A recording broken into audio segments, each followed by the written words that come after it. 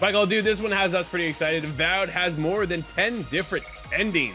Obsidian has claimed Jordan Miller over VGC.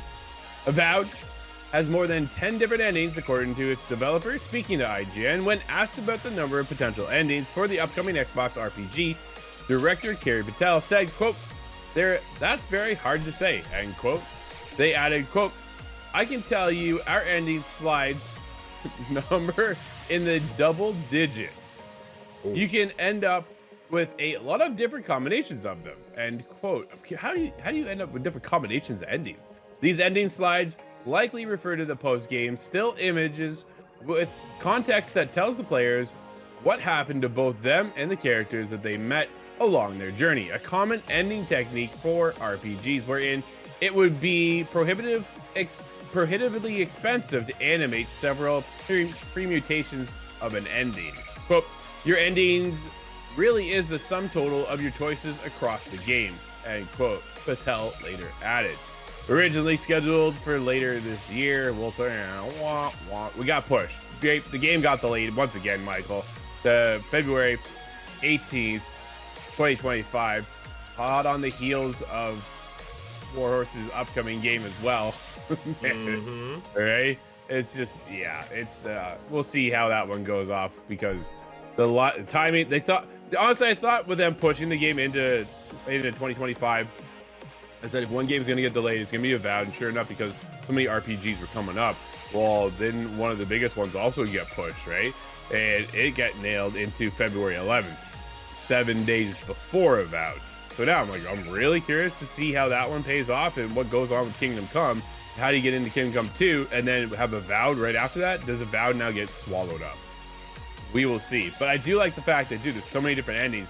But yeah, how it plays out is going to be very unique, very interesting. And it does have these little splash screens. Is that what we're getting? Is that what they're talking about here, Michael?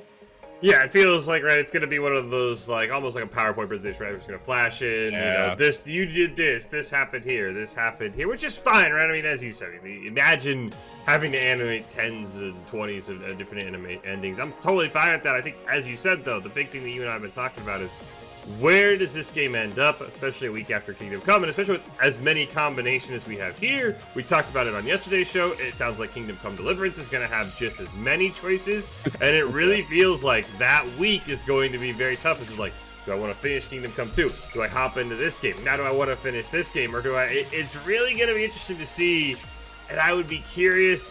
I don't think they'd push it again, but as you said, it's going to be tough just a week after Kingdom Come Deliverance 2, because I want to play this game. I want to finish that game. They both sound massive.